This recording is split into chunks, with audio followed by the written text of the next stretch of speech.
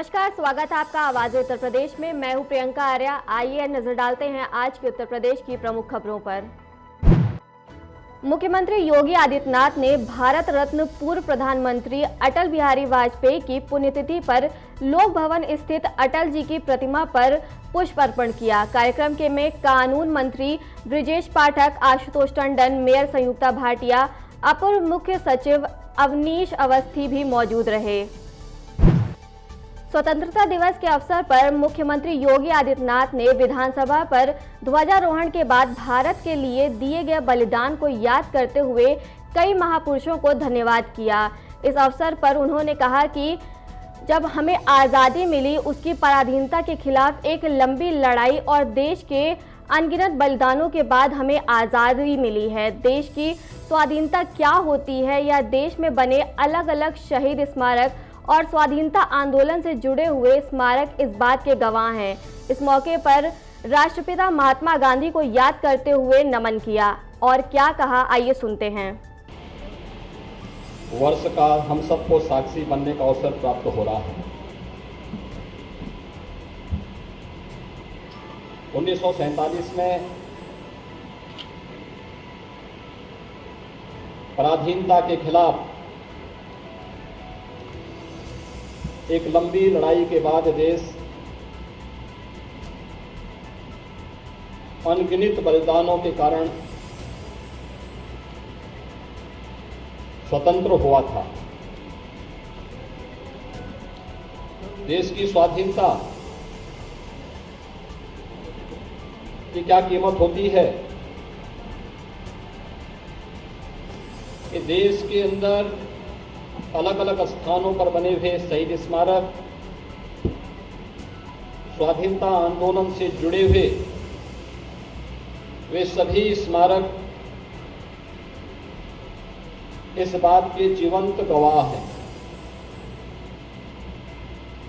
तो आधुनिक भारत के एक महातीर्थ के रूप में हम सबको देश की स्वाधीनता की लड़ाई का एहसास कराते हैं। मैं इस अवसर पर 1857 से प्रारंभ हुई देश की स्वाधीनता की उस सामूहिक लड़ाई के अवसर पर इस देश ने विदेशी हुकूमत को अपनी ताकत का एहसास कराया था। कहीं झांसी में रानी लक्ष्मीबाई के नेतृत्व में, कहीं बलिया में मंगल पांडे का नेतृत्व, कहीं लखनऊ में स्वाधीनता आंदोलन के लिए मर मिटने वाले सभी क्रांतिकारी, कोई मेरठ में, कोई गोरखपुर में और देश के अलग अलग भागों में जो एक सामूहिक लड़ाई देश की स्वाधीनता के लिए आगे बढ़ी थी, उसी का प्रतिफल है कि मात्र 90 वर्षों के अंदर विदेशी हुकूमत को इस देश को छोड़ने के लिए मजबूर होना पड़ा था। स्वतंत्रता दिवस के अवसर पर महापौर संयुक्ता भाटिया ने लखनऊ नगर निगम मुख्यालय में ध्वजारोहण किया।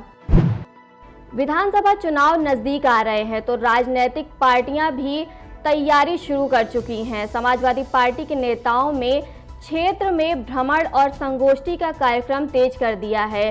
गोंडा सदर विधानसभा क्षेत्र से प्रत्याशी माने जा रहे सूरज सिंह लगातार सांस्कृतिक प्रकोष्ठ के कार्यक्रम ग्रामीण क्षेत्रों में करा रहे हैं, जहां भारी भीड़ भी देखने को मिल रही है। सूरज सिंह पूर्व मंत्री विनोद कुमार सिंह उर्फ पंडित सिंह के राजनीतिक उत्तराधिकारी हैं और जनता उनको स्वीकार भी कर रही है। कानपुर के सरकारी विभाग सरकारी खजाने को किस तरह से बर्बाद करते हैं, उसकी एक वानगी 15 अगस्त के दिन कानपुर में देखने को मिली, जहां रिजर्व बैंक के सामने वाली सड़क अचानक फव्वारे में तब्दील हो गई। सड़क के बीचों बीच से निकल रहा पानी आसपास के घरों और दुकानों में जा घुसा। कानपुर की यह तस्वीरें खुद बयां कर रही हैं कि सरकारी महकमों में कितना भ्रष्टाचार व्याप्त है, लेकिन इसका खामियाजा सीधा जनता को उठाना पड़ता है। और हमारे यहाँ की अच्छे दिन वाली, हम लोग के यहाँ की स्थिति अच्छे दिन वाली, हम लोग की जो गवर्नेंस है, आप उसको बड़े अच्छे से परिचित हो सकते हैं कितना खतरनाक है। और जिस तरह से कानपुर का ये सबसे वीआईपी रोड है, कानपुर की सबसे प्रमुख रोड है, मॉल रोड जिसको बोलते हैं, इससे ज़्यादा कोई प्रमुख रोड नहीं है कानपुर की, उसकी ये विभत्स हालत है। वैसे ही हम लोग का आगे पानी यहाँ बहता रहता है, सब होता रहता है, पता नहीं हमारे सरकारी विभाग किस चीज़ में लगे रहते हैं। ईश्वर से प्रार्थना है कि हिंदू मुस्लिम छोड़ के थोड़ा गवर्नेंस पे भी ध्यान दे दें, आम नागरिक जीवन के लिए भी ध्यान दे दें कि हम लोग कैसे कष्ट में चलेंगे, कैसे आएंगे, कैसे जाएंगे। शाम तक आप यहाँ देखिएगा पूरी एक नदी बन जाएगी, ना चलना मुश्किल हो जाएगा, फिरना मुश्किल हो जाएगा, आपके ऑफिसों में पानी भर जाएगा। हम लोग कुछ कह नहीं सकते, आम नागरिक हैं, हम लोग की कोई आवाज़ नहीं होती, हम लोग आम नागरिक हैं, हम लोग कोई शिकायत नहीं कर सकते, हम लोग आम आदमी हैं, कुछ बोल नहीं सकते। लखीमपुर खीरी के शहर उदयपुर महेवा गांव की मकान से निकली 33,000 की लाइन। उसी मकान में छत पर निर्माण कार्य का काम चल रहा था, जिससे 33,000 की लाइन की चपेट में 2 मजदूर आए। ग्रामीणों की मदद से गंभीर रूप से झुलसे दोनों मजदूरों को जैसे तैसे करके बचाया गया और जिला अस्पताल भेजा गया। इतनी बड़ी घटना हो जाने के बाद भी विद्युत विभाग का कोई भी अधिकारी मौके पर नहीं पहुंचा। 75वें स्वतंत्रता दिवस के अवसर पर पूरे देश में जश्न मनाया जा रहा था। ऐसे में उत्तर प्रदेश के रायबरेली से तिरंगे का अपमान करने का मामला सामने आया है। यहां महिला एसएचओ उमा अग्रवाल ने 75वें स्वतंत्रता दिवस पर तिरंगे का अपमान किया। जिला महिला थाने में महिला एसएचओ ने उल्टा झंडा फहराया। इस बीच पत्रकार का कैमरा चलता देख बौखलाई महिला एसएचओ ने कैमरा छीनने की भी कोशिश की। 15 अगस्त के अवसर पर ऐतिहासिक फूलबाग मैदान में 150 फीट ऊंचा राष्ट्रीय ध्वज फहराया गया। राष्ट्रीय ध्वज जैसे ही 150 फीट की ऊंचाई पर पहुंचा, वैसे ही पूरा मैदान वंदे मातरम के उद्घोष से गूंज उठा। 150 फीट ऊंचा फहराया गया राष्ट्रीय ध्वज 24 घंटे लहराता रहा। राष्ट्रीय ध्वज को बनाने में करीब 6 महीने का समय लगा और उसको दिल्ली और मुंबई में बनवाया गया। राष्ट्रीय ध्वज फहराने के बाद परंपरागत तरीके से राष्ट्रगान भी हुआ। कितने फीट का झंडारोहण किया और क्या अपील करना चाहते हैं देशवासियों से? आज जेसीआई के तत्वाधान में जो पूर्व सैनिक उनके द्वारा 150 फीट ऊंचा फक्र के साथ झंडारोहण का कार्यक्रम आज शुरू किया गया हुआ है। यह बहुत ही कानपुर वासियों के लिए और मेरे लिए व्यक्तिगत रूप से अत्यंत ही गौरवशाली पल है। और स्वतंत्रता दिवस के मौके पर आए हैं, कितने फीट का यहाँ पर झंडारोहण किया है और क्या अपील करना चाहते हैं देशवासियों से? ये बहुत ही सुखद अनुभूति है जब आज 150 फीट ऊंचे झंडे के नीचे हम लोग खड़े हैं। जेसीआई के सभी साथियों को मेरी ओर से बहुत बहुत बधाई।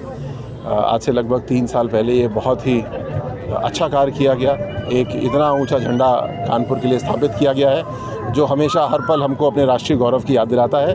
और आज स्वतंत्रता दिवस का जब 75वीं वर्षगांठ हम लोग मना रहे हैं, तो 150 फुट का झंडा हम लोग को प्रेरणा देता है कि अभी बहुत आगे जाना है और बहुत ऊंचा जाना है। आज के बुलेटिन में बस इतना ही। हम आपसे फिर मिलेंगे अगले बुलेटिन में। तब तक मुझे और मेरी टीम को दीजिए इजाज़त। नमस्कार।